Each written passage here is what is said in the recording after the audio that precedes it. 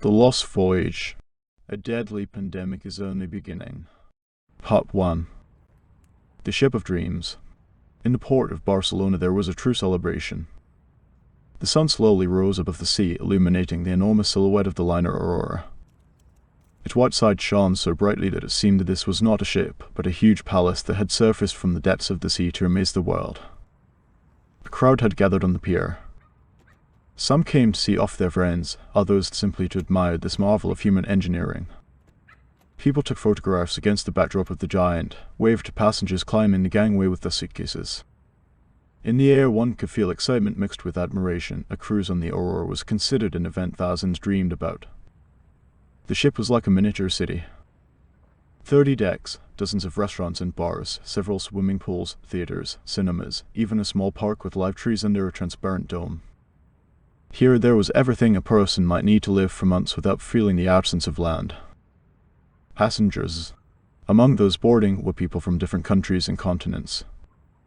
Near the gangway stood a young Italian family, Antonio and Maria, with their 2 children, 10-year-old Luca and 7-year-old Sofia. The children could not stand still, pulling their parents by the hands and shouting, "Mama, faster! I want to see the pool." Maria laughed, adjusted her hat, and replied, "First the cabin, then the pool." On the other side was a delicate Japanese student named Natsuko. She had left her native Tokyo for the first time and set out alone on a long journey. In her hand she held a camera capturing every detail, from the crowd on the pier to the birds circling above the sea. A little further away an elderly Canadian couple was boarding Harold and Mary.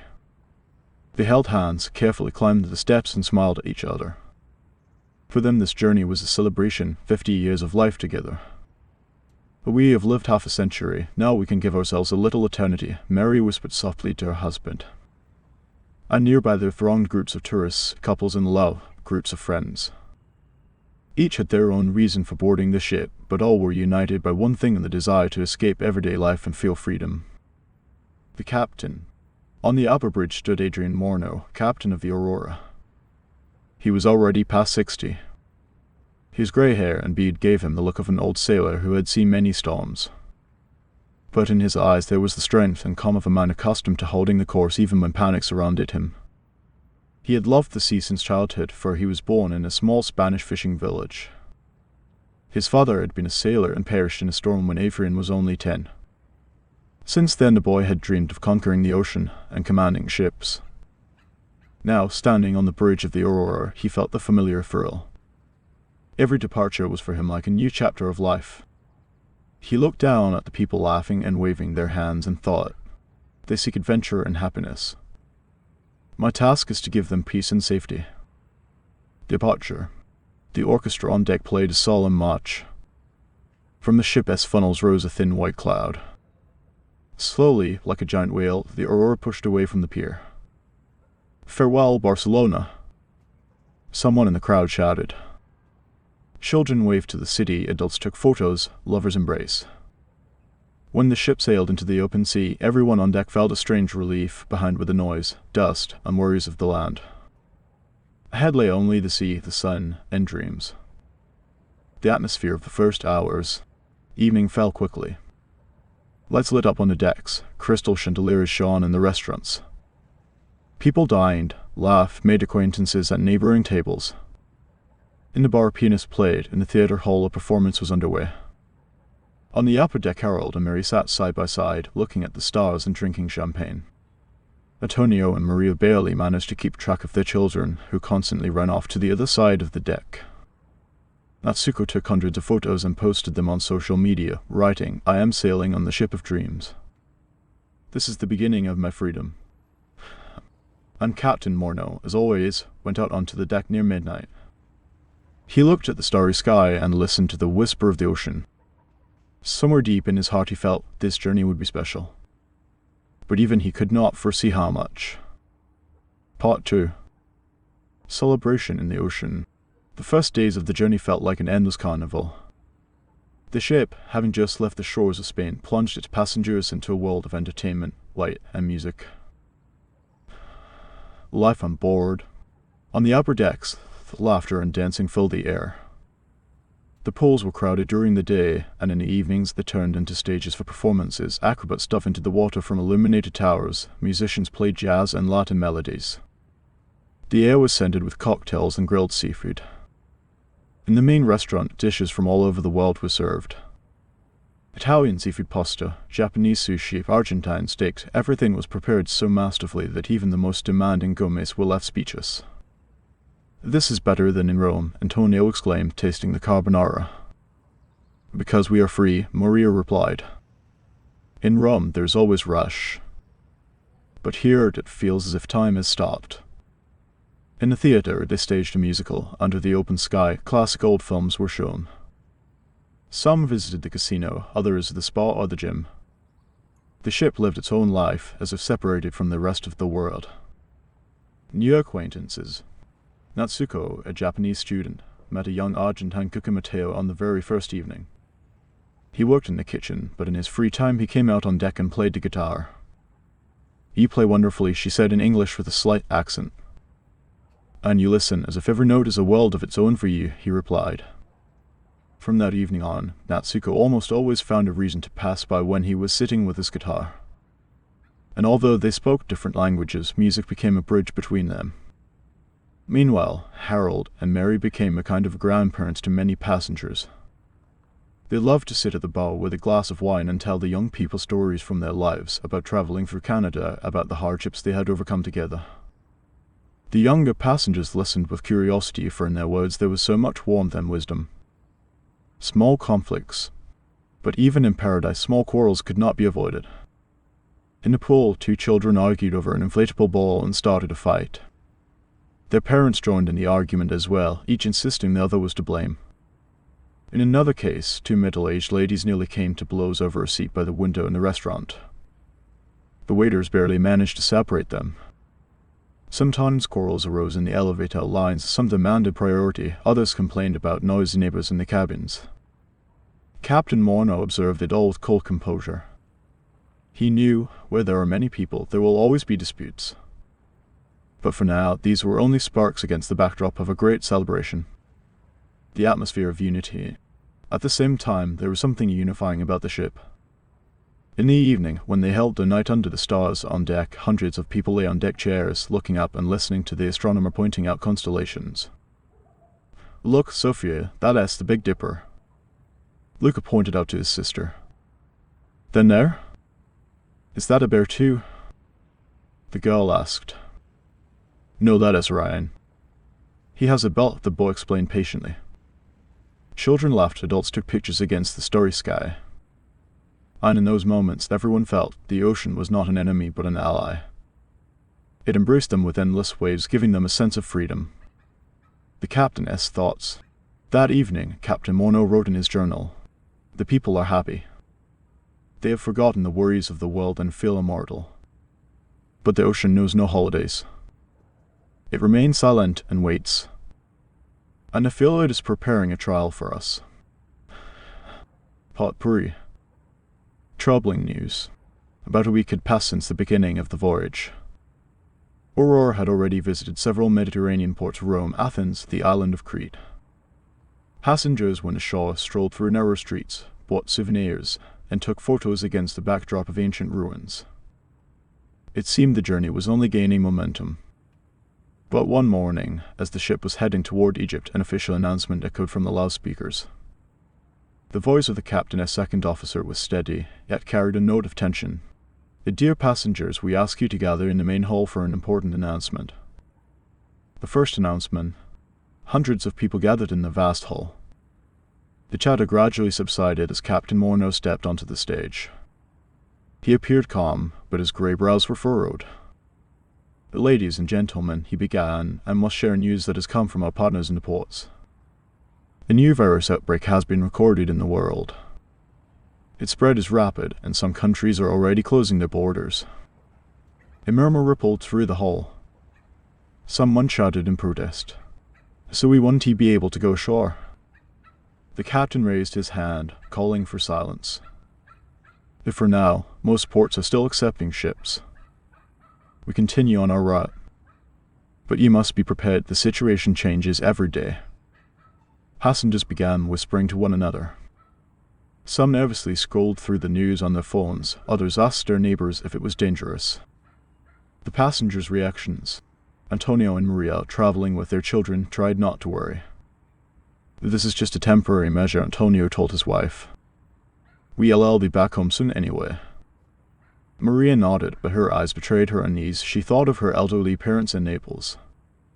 Natsuko immediately sent a message to her brother in Tokyo. His reply was brief: stay on the ship. There is panic here. That made her feel even more cut off from home. Harold and Mary took the news more calmly. We've lived through many hardships, Mary said. The important thing is that we read together. A change in atmosphere. That evening the ship was quieter than usual. The restaurants were still full, but conversations revolved almost entirely around the virus. People argued, some insisted it was just another exaggerated scare, others claimed we must prepare for the worst. At the pool, once filled with children's laughter, there was now only half the crowd. Some passengers avoided group activities, afraid of infection. Captain Morno spent long hours in his cabin that night, bent over maps and reports. He understood if ports began closing en masse, or might be left stranded at sea. And then the responsibility for thousands of lives would rest on his shoulders. The second blow. 2 days later, as the liner approached the Egyptian coast, the fear he had dreaded came true. Permission to dock was denied. The official explanation was curt: precautionary measures. Pandemic. On the decks, outrage flare. People gestured angrily, argued with the crew, demanded answers. Children cried they had been eagerly awaiting the pyramids they had so much about at home. This is absurd, shouted a passenger from England. We be healthy. Who has the right to keep us here? Morno came out to face the crowd. His voice remained calm, though his eyes betrayed fatigue. We must obey the rules. I promise we will find another port. This is not the end of the journey. But even he felt that the world had changed forever. Part 4. Trapped at sea. When the ship was denied entry to Egypt, everyone still hoped it was only a temporary inconvenience. But as the days passed, the situation only worsened. A chain of refusals. The next scheduled stop was Istanbul. Yet within a day came the news Turkey had banned entry to all international cruise liners. This is ridiculous, shouted a passenger from France. We not sick. No one wants to take the risk, Mary quietly replied. In times like these, fear is stronger than common sense. Then they tried Cyprus. The answer was the same. After that, Israel, Italy, even Gibraltar. One by one, every port shut its doors. Aurora drifted across the sea like an exile. First signs of panic. Among the passengers, anxiety grew. People began demanding explanations from the crew. In the restaurants, arguments erupted. They were hiding the truth from us. A man shouted, "These are just safety measures." A woman retorted, "Widespread panic." Quarrels began to break out in the dining lines. Some demanded more disinfectants, others stricter hygiene controls. Maria lay awake every night. She looked at her children and thought, what if we never return home? What if they fall ill here? Antonio tried to jerk to lift her spirits, but he too felt powerless. The atmosphere on board. The ship, which only recently had been an island of celebration, now resembled a locked fortress. The pool stood empty, concerts were cancelled. Even in the casino there was no laughter, only the monotonous hum of the machines. The crew did their best to maintain order. The cooks prepared meals without fail, the medics carried out daily checkups. But more and more often, people gathered on the decks staring at the distant shores that remained out of reach. Natsuko, once always smiling, now sat alone in silence. Matteo approached her with his guitar. "I could play something to cheer you up." "Play," she whispered. "But I fear your music will echo here for years." He gave her a sad smile and began to strum softly. A few people stopped to listen, tears glistening in their eyes. The captain S-words. Captain Morno gathered the passengers once again. His voice was calm, yet heavy with fatigue. Ladies and gentlemen, we must admit, for now, no country will allow us to dock. This is a difficult situation, but we have enough supplies to hold on. Our duty is to stay together and support one another. Someone in the hall shouted, "And what if they never let us in? Are we to stay here forever?" Morno sighed. "I will not give you false promises. The world has changed. But so will we. Our ship is our home. And as long as I am captain, we will endure." Realization. That night, many stood long on the deck, staring into the darkness of the ocean. For the first time, they truly felt isolated. No port to return to, no shore to take them in. Aurora had become a tiny world, cut off from the rest of humanity. Some wept, some prayed, others silently gazed at the stars. And all understood their lives had now changed forever. Part 5. The Ship Island. Aurora had ceased to be a cruise liner. What only a week ago had seemed like a luxurious voyage had turned into a new way of existence.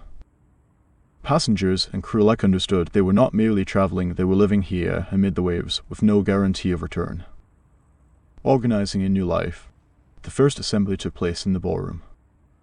The captain and the first officer announced everyone must become part of the community or the ship would not endure. Cooks and volunteers took responsibility for crew. The medics organized a hospital in what had once been a casino, where only yesterday laughter and the clinking of glasses had echoed. Young people volunteered to help with cleaning the decks and delivering provisions. The oldest passengers assumed the role of advisors. Their wisdom was meant to keep others from falling into panic. Improvised communities. Very soon, small islands of culture emerged. On one deck, the Spaniards rolled their design in the evenings and cooked paella from canned rice. Next to them settled the Japanese students. They hung paper lanterns and taught others how to make origami. Ukrainians and Poles held shared solemn evenings. The ship resembled a miniature world, colorful, noisy, and yet fragile. A children's school. For the children, a classroom was set up in the library. A few volunteer teachers gave lessons in English, math, and history. There weren't enough notebooks, so they made a blackboard from a door painted over with dark lacquer. The children wrote with chalk, and when a piece wore down, they competed to see who could find another fragment. But they laughed, and their laughter kept the adults going. New friendships and alliances. People who online might never have crossed paths became friends here. A former businessman from London bonded with a humble fisherman from Norway. An Argentine cook exchanged recipes with a Greek grandmother. Shared duties erased social differences. The first signs of fatigue. Yet despite all efforts, fatigue crept in. Some grew silent for days, staring at the waves. Others lost sleep and wandered the corridors at night. The inattention was growing, though it was still hidden behind children's laughter and the evening songs. Part 6. Life in isolation. Weeks passed. On board Aurora, time lost its boundaries. Days blurred together, and people began searching for new ways to live to keep from going mad. Children's games. The children adapted first. For them, the ship became an entire world, a maze of corridors, an arena of adventures, a jungle of steel and glass. They invented a game called Wave Hunters. They gathered on the upper deck and waited for the ocean to raise a high crest of foam. Whoever shouted, "The wave is mine," first was the winner. Their laughter rang out even when the adults could no longer bring themselves to smile. Each childish trick reminded everyone life goes on. Adults in the darker side of isolation. For the adults, it was harder. Some sought solace in alcohol. The bars had long since closed, but the supplies were enough, and bottles appeared now and then among those who couldn't sleep at night. Arguments grew more frequent over trifles, over places in the food line, over a table in the dining hall. The medics began to speak of depression, and the captain ordered the creation of support groups, the evenings where people could speak of their pain. Not everyone came, but the very idea helped. Some listened in silence, others found comfort in words. Little stories of love. Despite the isolation, new feelings blossomed in this closed world. Akiko, a Japanese student who had come to study design, and Mateo, the young cook from Argentina, began spending more and more time together. She sketched the ship in her notebook. He brought her pieces of fruit from the kitchen. Sometimes they sat in silence, gazing at the ocean, as if afraid to disturb something fragile and genuine. The Canadian couple, by contrast, discovered a parental role for children from other families. In the evenings, they read fairy tales in the central hall. The little ones listened, huddling together, while the adults behind them felt a wave of calm, even if only for a brief moment. Story hour. One day someone suggested a new tradition of story hour. Every evening, after dinner, passengers gathered in the hall where concerts had once been held, and each could share something from their past. They spoke of childhood in villages, of loves that never came to be, of dreams left behind on the shore. Some shared sorrows, others funny memories, and these stories gradually became the cement that held the community together. The silence after such evenings was special and not oppressive, but full of respect. People looked into each other's eyes and saw more than just a tourist or a stranger. Part 7. Fear and loss. The first signs of illness. No one knew how long they could avoid the inevitable. But one morning the news spread: a passenger in a cabin on the lower deck had fallen ill. Fever or cough, labored breathing, symptoms everyone now recognized from fragments of the news. The medics isolated him, but fear swept through the ship like a wave. People stopped touching one another, turned away even from neighbors. Suspicion filled the corridors. Who else might be a carrier? Panic and restrictions. The captain ordered pots of the decks closed. The pool stood empty, restaurant doors were locked one by one. Food was distributed in plastic containers. Panic rose on board. Some demanded an immediate return to shore, but the replies from the ports remained the same: forbidden. Dangerous. Aurora drifted in open waters, the condemned island. Death at sea. Soon the unthinkable happened. The first passenger, an elderly man from Italy, died. His body was wrapped in white cloth, then the captain, together with the crew, carried out a sea burial. People stood on deck holding lanterns and candles as the body was lowered into the water. No one spoke aloud, but everyone felt that this was only the beginning. Within weeks 2 more passed away. Their names were repeated in the evening prayers, and each death struck the community like a blow. The captain's speech. On the darkest day, when hope seemed to fade, the captain came out before the people. He stood on the main deck, his face weary, but his voice rang firm through the loudspeakers. We are not slaves to the ocean. We are a community. We will not let fear tear us apart. His words, simple and strong, made many lower their eyes in shame, for it was fear that made them weaker. Unity in the darkness. From then on, people began gathering in the evenings. Some prayed, others simply held their neighbor's hand. They formed a circle of support, a symbol that even at sea they were not alone. Children left drawings of suns and ships on cabin doors. Adults brought flowers from the greenhouse and laid them at the rail in memory of those they had lost. And though death had already touched Aurora, the ship did not break. It kept moving forward as if to prove that even in the deepest darkness, the light of community could endure. Part 8. A year at sea. Time without a calendar. Days stopped being counted. At first people marked weeks, then months. But soon time dissolved into the waves. The sun and moon became the only clock, and the seasons the new measure of life. The passengers of Aurora realized they were no longer tourists, but inhabitants of a floating island that had become their world. New traditions. To keep from losing their minds, people created new holidays. There was Ocean Day, when everyone decorated the decks with blue ribbons and children set paper boats afloat. There was also the night of remembrance, a silent hour when lanterns were lit and the names of the lost were recalled. In that silence there was something grand. The ocean received their pain and returned it in the form of strength. New life.